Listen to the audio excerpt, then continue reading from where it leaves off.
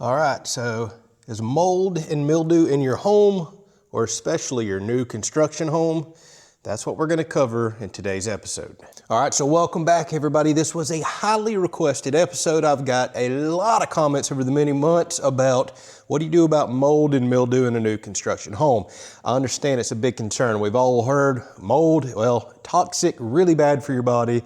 How do you get rid of it? It's very common for homes to get rained in, for there to be fog, high humidity, maybe snow build up even for weeks or months. That's kind of common up north. It may shut your job down, and there's tons of moisture in here. Now, talking with my building inspector and just doing a quick search on the internet, yes, very, very common. But should you just close the walls up like a lot of builders do, or should you take the time to treat that? Me personally, I want to treat it, especially with a solo house build like this. It's taken us weeks and weeks, well actually a few months to get to this point. And yes, as a result, we've had quite a few rains in the house and some mold has showed up. But even when I spoke with my inspector, as he's been coming out doing inspections, he's like, this is perfectly normal. We see this all the time. So today I'm going to show you how we're going to treat this and take care of it. All right, so some of you may be asking, why not just spray bleach? Bleach is a very big misconception. Bleach does not kill mold spores and actually treat beyond what you see. It may make some stuff look a little better, but you've got to go above and beyond that. This is also a good time to mention, once the house is fully enclosed and we're actually conditioning the air, you no longer give the environment for mold to grow. But me, like most people, would still like to prevent mold spores, clean this up, and actually do a further deep treatment, killing that off to know for sure that it's gone. All right, so I picked up this RMR 86. This seems to be an extremely popular chemical made just for mold and mildew remover. It's also rated for wood, plastic, PVC, concrete, stucco, vinyl, all kinds of stuff. So you can treat the outside of your home, the floors, or even the walls since it's rated for wood. It also claims mild stains can be removed as quick as 15 seconds. Heavy stains, you may have to do a second treatment. So this is a mold and stain remover. That's great. This is going to instantly make us feel better because the stuff's going to look good. But this does not actually get down and remove the mold spores, what stays deeper in the wood and remains behind and could come back should the humidity get back to an unsafe level. This is where a lot of people mess up. They'll throw something like this or bleach on the wood. It looks good. They think they've killed everything and they go on about their business. Mold spores are notoriously hard to treat and take care of. That's where you're going to want to go into like a mold control. And it says it's rated for mold remediation and prevention. So not only does it eliminate mold, but it prevents. So after this chemical dries, because you never want to mix two chemicals, please keep that in mind. You don't want to use a spray that had bleach or anything else in it. I don't want to use these two together. So we'll treat all the wood, we'll get it stripped looking good with a bunch of gallons of this RMR 86. We'll let it completely dry so we don't have any chemical reactions, and then we'll come back and treat with this mold inhibitor right here.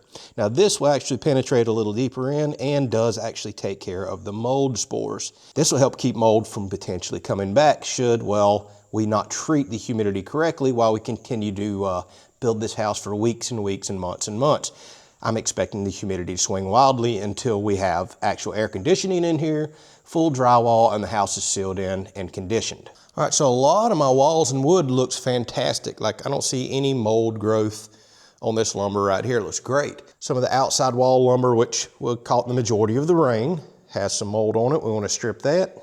And we'll just go from there. Let me go ahead and throw some plastic up real quick, protect these windows, and then we'll start treating. I'll show you the quick results. We'll probably throw it in fast forward as well. Run a big old fan that I have in here, let this dry, and then we'll go back with the mold inhibitor and treatment after the fact. This is also a good time to mention some quick information before we jump back to these chemicals right here.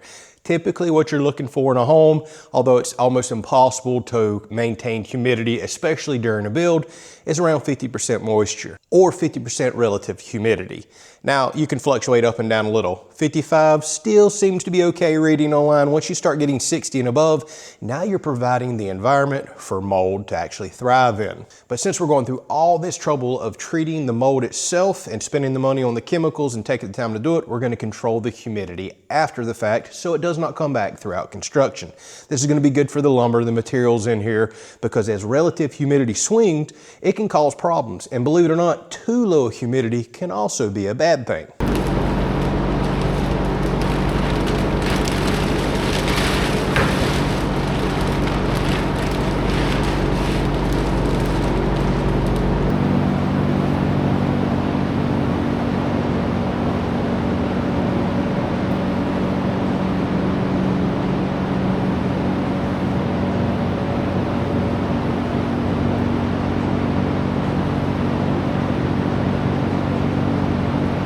All right, so I've thrown this in fast forward to kind of give you an idea, but I got some better content coming later in the video. But you can sit here and watch it as I'm spraying it on. You can see the wood instantly lightening up. But I'm about to tell you, I've got some concerns with this chemical going on these metal fasteners, so I'm only going to treat just a few trusses and mainly just focus on the condition space, but I'm going to avoid the rest of the trusses in the house for what I explained right here. All right, let me jump in here. I mean, it's pretty boring to record me just spraying on a mold treatment, but I have already done this wall. I don't know if you could tell, much brighter, looks way better. I have not done this wall, kind of about there, and you can see all the dark spots. I've also started treating all these trusses, looks good. I've got to go back and do a second treatment on these. So one thing I wanted to note, heavily stained stuff like up in the roof is taking at least 2 good sprayings. The walls that had light mold on there, it's cleaning them up with 1 light spraying. So that's something I've noticed. I also noticed immediately, this smells just like bleach. So I looked up some of the ingredients on ChatGPT, and sure enough, this is kind of a bleach solution with some stronger ingredients in it and other different types of treatments. And that, my friends, has me a little concerned about getting this on all of my hurricane strapping. Even though the majority of that stuff is galvanized coated, bleach is known to be somewhat corrosive to metal fasteners if not rinsed off. Well, I'm not coming in here with a garden hose and rinsing everything off. So now I'm starting to be a little more careful when I'm spraying around fasteners and tie plates. But boy, do I have a bunch of them. So that's something I want to point out. It wouldn't shock me if in the future I start seeing a little bit of that white corrosion going on. The last thing I want to do is potentially risk damaging any of my tie plates or fasteners. They're there for a reason. So this is going to take a lot longer than I thought because I'm having to be very, very careful while I spray. I'm constantly adjusting my nozzle. That's something to keep in mind. If you want to take a look, I don't remember if I had it before when I was walking over here. I mean, everything's looking really good. I still see a couple little spots that I could hit. I doubt they're even showing up on camera, but already a significant difference. It's them trusses up there. Ooh, they're the worst by far. Let's see, I need to get up in them cracks and crevices right there. So it's pretty easy to see the difference.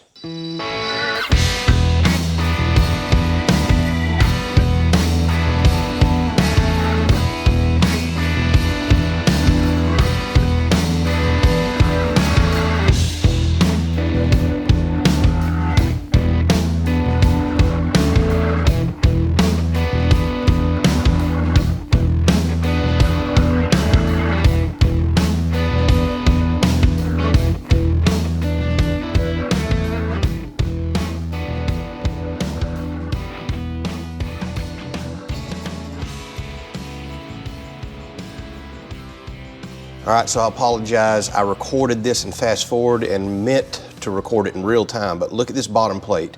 I'm spraying it. I don't cut the camera off. It's got mold on it that you can see. Watch how quick this stuff works right here. Look, already instantly gone. This stripper works really good. Look at this bottom plate over here. Spraying it right in front of the camera, never cut it off. It just instantly turns the wood nice and clean. Literally takes about 15 seconds like they claim. I will say this stuff works really well. It just appears to be a really strong chlorine. All right, here's a before look in this corner. Again, it was supposed to be slowed down, not in fast forward, really bad corner. And here is the after. Wood looks great. Now you're gonna notice those braces still have mold on it. That's because I didn't spray those. I just focused on the wall. I'm gonna remove those braces later anyways.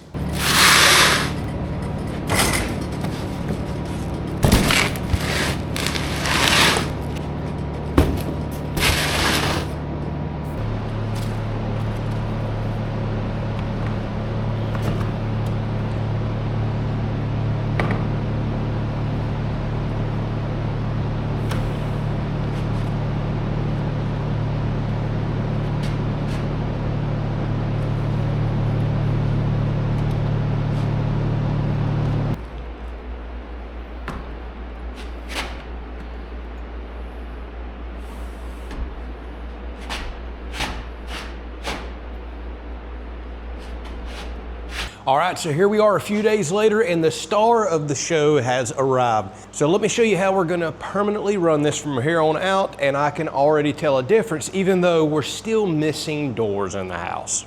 I have a 5,000 BTU window unit right here. I went with these because I just caught them on sale for like literally 129 bucks, dirt cheap. And we'll save these in case in the future if we ever have problems with our mini split system, well, we could pop these in the windows real quick and continue to control the temperature and humidity in the house. But these are temporary while we're under construction. So naturally an AC pulls hot air in through the room, runs it across some ice cold coils that are full of refrigerant.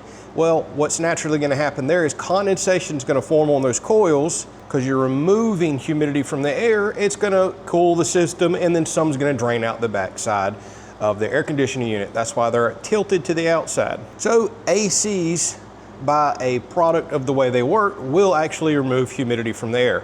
Although they're not the best solution for removing humidity, they work. And of course, in the process, I get cool air blowing into the room. That, my friends, is going to be super beneficial as I'm in this super hot house working. All right, if we come back here, we have another 5,000 BTU window unit running, doing the same thing, trying to cool down the house and in the process, removing some humidity. Now, is 2 enough to cool this entire house down in the future? No, we would really probably need a 3rd or a 4th one, or I should have bought bigger units. This is just gonna keep it somewhat comfortable while I'm working. Now, ultimately, whenever we get sheetrock and everything else in here, these will start doing a much better job. And of course, well, insulation. I bought some cheap box fans. I've got one blowing this way, just gently moving air in the house. These are also super low power draw. And then I've got another one over here running the air back that direction. The other box fans over there, so we're just kind of naturally, slowly moving the air around the house. In here is a whole house dehumidifier that I just caught on an Amazon Prime Day. This one claims it removes 150 pints in a day.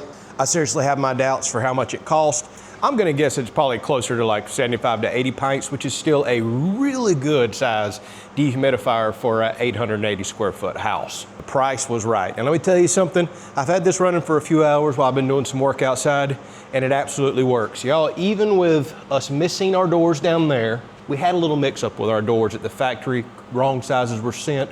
We've then ordered new doors. They should be here any day now. I've got plastic here and plastic on that door. Actually, I've got this door now. I'm about to go ahead and pop it in. So once we seal up the house, all this is gonna work even better, because right now air can still kind of naturally flow through here. Already removing moisture and already working. Here's how I know. One, it's like 110 today on the heat index, and I'm in this house and I'm not sweating my butt off. It's probably in the 80s in here, tolerable.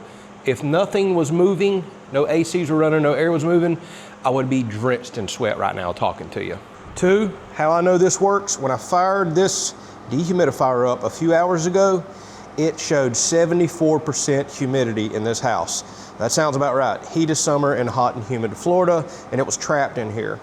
After about probably 3 plus maybe 4 hours of running with the fans, the ACs going, circulating some air, we're down to 52% humidity in the house on a summertime day. Y'all, I couldn't ask for any better than that. 52% is naturally where I want to be even when the house is fully insulated. Now, if a rainstorm were to blow up and it'd be 100% humidity outside, I expect that to fly up inside. But here's another way I know that it's working. Not only are we bringing the humidity level down, and take a look at the tank here. This is like a 1-point-something gallon tank, and it's already halfway full of water after just running a few hours. So yeah, I do believe that number. I can feel it in the air. We've already got, I don't know, more than a half a gallon of water in just a few hours of running.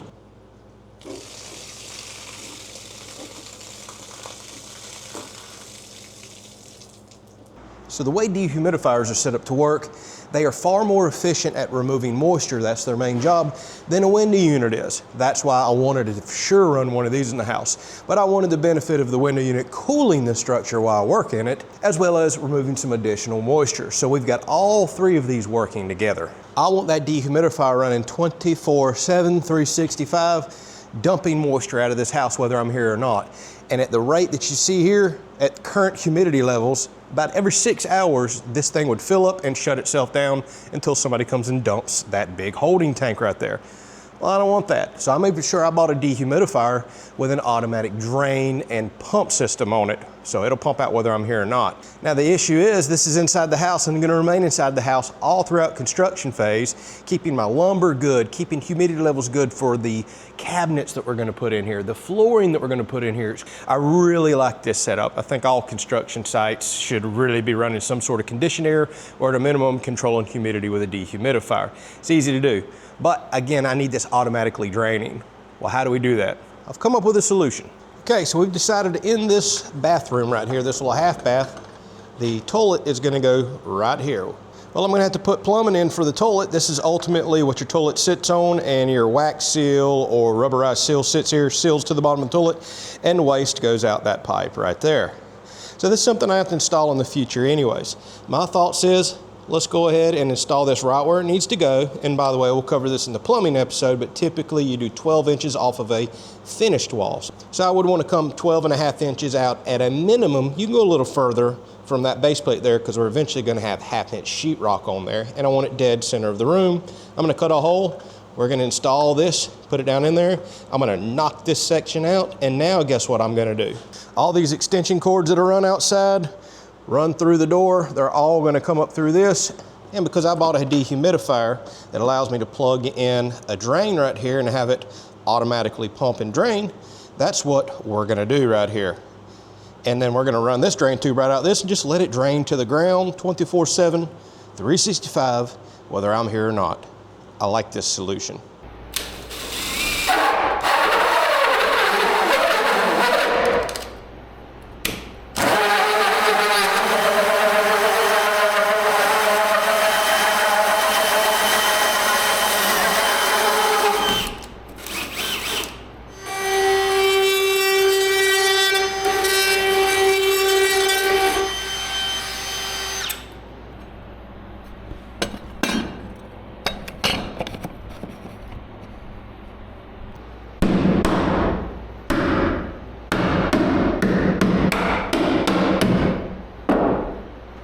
All right, so I've got my waste drain in, I've got my automatic drain tube in, and don't worry, it's draining out several feet below the house.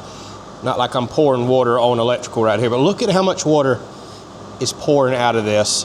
So now it'll just dump straight to the ground instead of filling up the water tank. And I just fired this up and it is just almost a steady pour of water coming out of this room. Absolutely insane. Okay, so now all the electrical and drainage is run through there. It'll be a long time from now before I pull that up, put floor down, and install a toilet. So now we can put doors, everything else in. We've got the house fully treated. We've got ACs running, removing humidity, cooling the house down. We got fans circulating air. I think that's critical, by the way. Not to mention the dehumidifier's got a very powerful fan that's blowing and just recirculating air around the room. We've got all the wood treated. By the way, this is like a week or so after I treated.